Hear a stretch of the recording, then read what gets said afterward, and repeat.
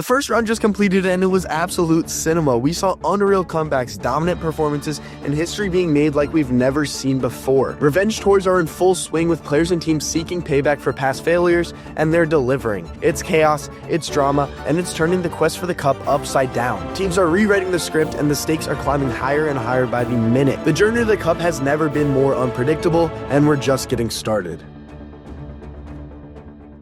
The Devils series against the Hurricanes was the playoff equivalent of a slow-motion disaster. Carolina jumped out to a commanding 2-0 lead, outplaying the Devils in pretty much every zone. Game 3 gave the Devils fans a glimmer of hope when they won in double OT, but it never really felt like the momentum shifted. Canes were faster, deeper, and just more composed, and New Jersey, missing Jack Hughes, couldn't match their energy. Game 5 pretty much summed up the series perfectly. The Devils raced out to a 3-0 lead in the first period, only to watch it vanish in a brutal second period where Carolina poured 3 quick goals in.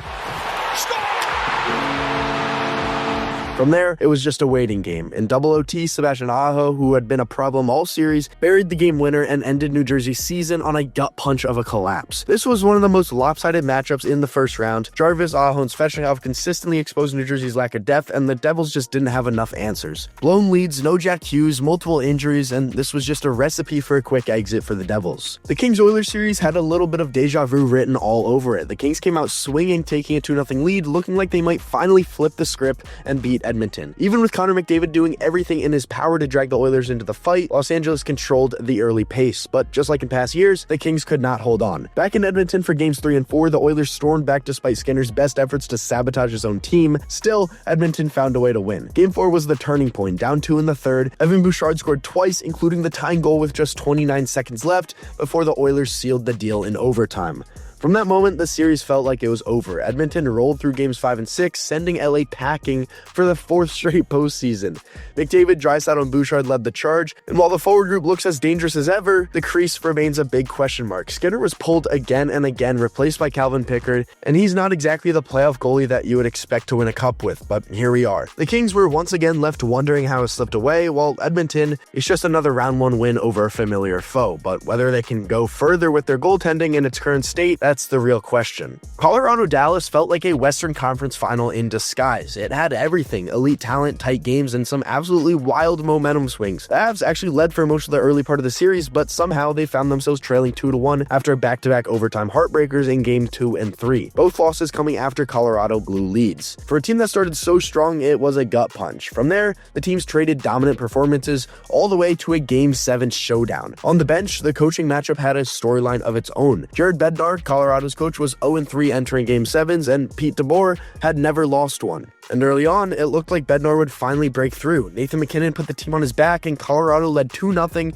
with just 13 minutes left. But then came Mikko Rantanen. He was quiet for the first few games of the series and was getting called out for not being able to produce without MacKinnon. But I guess those people forgot he's one of the best playoff performers of all time. He exploded in the third period with a pair of clutch goals to tie it. First a bar-down snipe and then a nasty wraparound. Then he assisted on Wyatt Johnson's leading power play goal with just 4 minutes left. Rantanen sealed the deal with an empty netter, completing a hat-trick, the first ever third-period hat-trick in a Game 7 in NHL history. The Stars moved on, Rantanen's revenge tour is alive and well, and he made sure it was in spectacular, record-breaking fashion against his old team. You'd think this series would be straightforward. Winnipeg was the President's Trophy winner, loaded at every position, and firing all year. But St. Louis came in red hot, one of the league's best teams down the stretch. So while the matchup looked lopsided on paper, the Blues were anything but an easy out. But early on, it looked like the script would follow expectations. The Jets defended home ice with 2 strong wins, up 2-0 in the series, but then Connor Hellebuyck's playoff struggles came through. The best regular season goalie in the world, but he could never pull it together in the offseason. St. Louis pounced in game 3 and 4, exposing the cracks in Winnipeg's crease,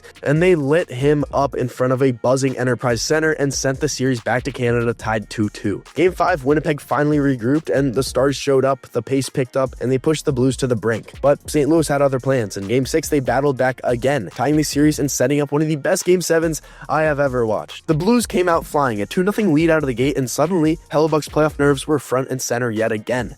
Then it's 3-1 Blues. Late, goalie pulled for the Jets, their season hanging by a thread. Nemestikov gets a lucky bounce to cut it to 3-2, but even then it still felt like the Jets were heading home. Then with just 6 seconds left, the puck finds Ehlers at the top of the circles, season on his stick, and he fans on it. But somehow, someway, he stays composed, gathers it back, and whips it across ice to Kyle Connor, who throws it to the slot, where Cole Perfetti gets a stick on it, tipping it home with just 1.6 seconds left. the latest game-tying goal in Game 7 history, and the roof explodes. One overtime came and went, and the Jets were dominating. They just couldn't get the puck past Binnington, who had been unreal all night, and we both know that he's insane in clutch games. Then a second overtime almost came and went before the captain, Adam Lowry, gets a tip past Binnington, and he sends the home team to the second round. All these teams had their playoff meltdowns, they all choked, and normally you'd expect me to talk about the Leafs to be right with them, choking away another first round, but this time things took a turn. Despite all the familiar tension, they actually managed to hold it together. Toronto almost choked against Ottawa, but they managed to get through, and for once it didn't follow the typical Leafs script. They exploded to a 3-0 series lead, which was sort of expected, but given the Leafs playoff history, you never know if they'll hold it, and after losing a tight Game 4 in overtime, it felt like the same old Leafs were coming back. The pressure was mounting, the doubts were creeping in, then Game 5 was even worse, a 4-0 shutout loss, and suddenly it felt like the series could slip away in an instant. 2 chances to finish it, and they just couldn't. But Toronto held steady, winning Game 6 in Ottawa to close it out and advance to the second round. Nylander was the Maple Leafs MVP, and he made up for Matthews' lack of scoring, while Stolarz stepped up with key saves when they needed him the most. And maybe, just maybe, this could be the turning point for the Leafs and their playoff disappointments. It kind of reminds you of the Capitals before they won the Cup. For years, Washington couldn't get past the second round, and people were all over them for it. Then, in 2018, they broke through, beating the defending champions, the Penguins. The very same thing could happen here. Toronto is facing the former Cup winners themselves in the Florida Panthers, and if they can overcome that hurdle, who knows? This might just be the year they finally make it happen, but I'm probably delusional. And to truly break free from their playoff struggles, like I said, they have to get past Florida, who took care of their now little brothers Tampa Bay in a chaotic and violent series, and they did so pretty easily, which was not expected because a lot of people had Tampa going pretty far.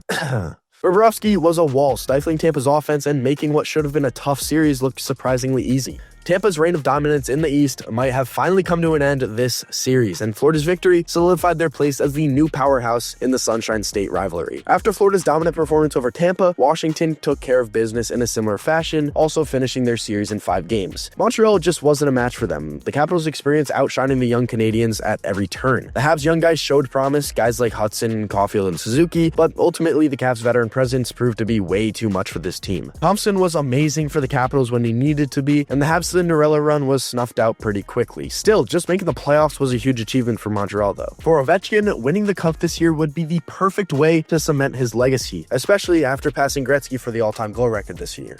The first round was a wild ride, filled with unforgettable moments and unexpected turns. Teams are stepping up and rewriting playoff history with historic performances and revenge stories that'll be remembered for years. The stakes are through the roof, and the race for the Cup is shaping up to be more unpredictable than it ever has been. With each game, the intensity builds, and it's clear this is only the beginning. The road to the Stanley Cup has never been more thrilling, and we're in for one hell of a ride.